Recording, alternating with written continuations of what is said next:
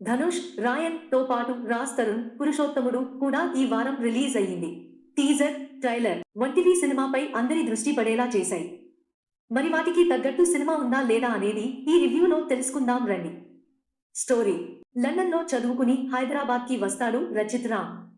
తండ్రి అతన్ని తన పరశురామయ్య ఎంటర్ప్రైజెస్ కంపెనీకి సీఈఓని చేయాలని అనుకుంటాడు. అయితే కంపెనీ బైలాస్ ప్రకారం సీఈఓ అవ్వాల్సిన వ్యక్తి 100 రోజుల పాటు అజ్ఞాతంలోకి వెళ్లిపోయి తమ పలుకుబడి ఎక్కడా వాడకుండా సామాన్య జీవితం గడపాలి, తమకు సంబంధించిన వివరాల గురించి గోప్యంగా ఉంచాలి. లేదు అంటే వారికి సీఈఓ అయ్యే అర్హత ఉండదు అనే విషయాన్ని తెరపైకి తీసుకొస్తుంది వసు. రామ్ కనుక ఆ షరతును ఉల్లంఘిస్తే తన కొడుకు సీఈఓ అవుతాడు అనేది ఆమె అత్యాశ. ఈ క్రమంలో రామ్ ఆ షరతులకు లోబడి కట్టుబట్టలతో బయటకు వచ్చేస్తాడు. ఈ క్రమంలో వైజాగ్ వెళ్లే ట్రైన్ ఎక్కితే అనుకోకుండా కడియంలో దిగాల్సి వస్తుంది. అప్పుడు ఆ ఊరిని, అక్కడి రైతులని పీడిస్తున్న పెద్దలతో గొడవ పెట్టుకోవాల్సి వస్తుంది. అది ఎందుకు? చివరికి రామ్ సీఈఓ అయ్యాడా లేదా వంటి ప్రశ్నలకు సమాధానమే పురుషోత్తముడు సినిమా. నటీనటుల పనితీరు: రాజ్ తరుణ్ కి శ్రీమంతుడు లో మహేష్ బాబు చేసిన రేంజ్ రోల్ దొరికింది.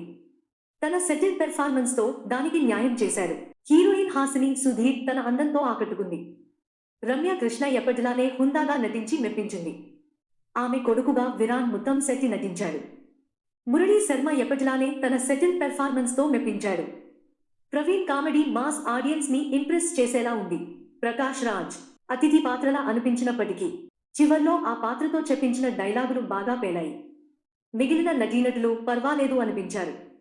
టెక్నికల్ టీం పనితీరు: రామ్ భీమన ఎంపిక చేసుకున్న కథ కొత్తదేమీ కాదు. అరుణాచలం, శ్రీమంతుడు, బిచ్చగాడు, పిల్ల జమీందార్ వంటి సినిమాల ఛాయలు ఈ కథలో కనిపిస్తాయి.